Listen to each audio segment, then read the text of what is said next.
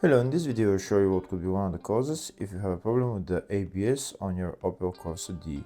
One of the causes could be a blown fuse, so here in the video we'll show you the location of the fuses for the ABS.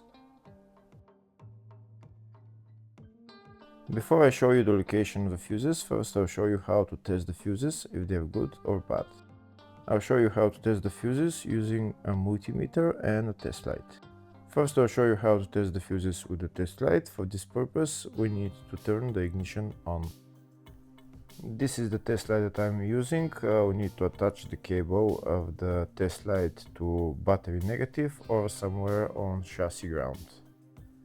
Then we're going to start testing the fuses with the test light. On the fuses there is two pins, you can see them right there before the 30 and after the 30. There's two pins where we touch them with the test light, and if both pins light up, that means the fuse is good. If only one pin lights up, that means the fuse is bad. Sometimes none of the pins light up, that means that there is no power going to that fuse. Next I'll show you how to test the fuses with a multimeter. This is what the fuse looks like. You can see that contact in the middle that is connecting to the two pins. This is the contact that shows if the fuse is good or bad. If the contact is burnt, that means the fuse is bad. If it's if it's connected, that means it's good. When we test the fuses, we should measure resistance with the multimeter. So when we turn the multimeter on, we should turn it to 20k ohms. When measuring the fuses, the resistance should be very close to zero. We'll start now testing each fuse. First, we'll touch both cables together of the multimeter just to see if it measures resistance. You can see there is no resistance in the cables, but it measures 0 ohms. Now we'll start measuring the first fuse, and we'll see what will show. It's showing 0 ohms, so that means this fuse is good. Next, to test the second fuse, it's showing 0 ohms, so that means that fuse is good. Now we'll test the third fuse. Third fuse is also showing 0 ohms, so that means that fuse is also good. Next, we'll test the fourth fuse, and it doesn't show 0 ohms, it says 0L, which means open circuit. That means that fuse should be bad. Now we'll see what the condition of the fuse is visually. We can see that contact in the middle that's connecting to the two pins is broken, so that's why it's showing open circuit. That means the fuse is bad, so it needs to be replaced.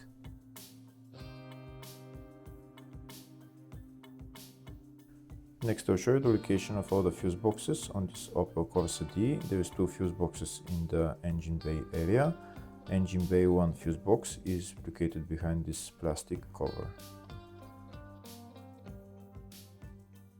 The engine bay 2 fuse box is located just on the battery behind this plastic cover. That's it right there. The next fuse box is in the fascia just underneath the steering wheel. You need to pull out this cover, and that's the fuse box in there.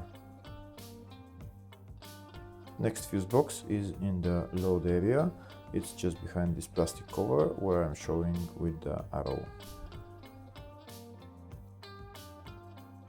Next I'll show you a diagram of all the fuse boxes on this Opel Corsa D. There is two fuse boxes for the engine bay area. One of them is for the up to 2007 model, and one is for after 2007. There's also a fuse box in the load area, fascia, and engine bay 2. Next, to show you the location of the fuses for the ABS system on this Opel Corsa D. Fuses are located in the engine bay and fascia fuse boxes. First, I'll show you in the engine bay fuse box. If you have this type of engine bay fuse box, and the fuses are F10 and F53.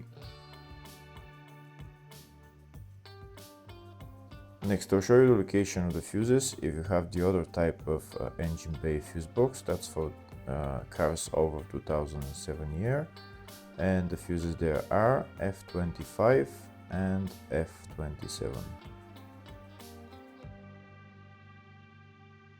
Next I'll show the location of the fuse for the ABS in the fascia fuse box, and the fuse there is F12. Hopefully the video was helpful. Please like and comment on the video and subscribe to the channel. Thank you.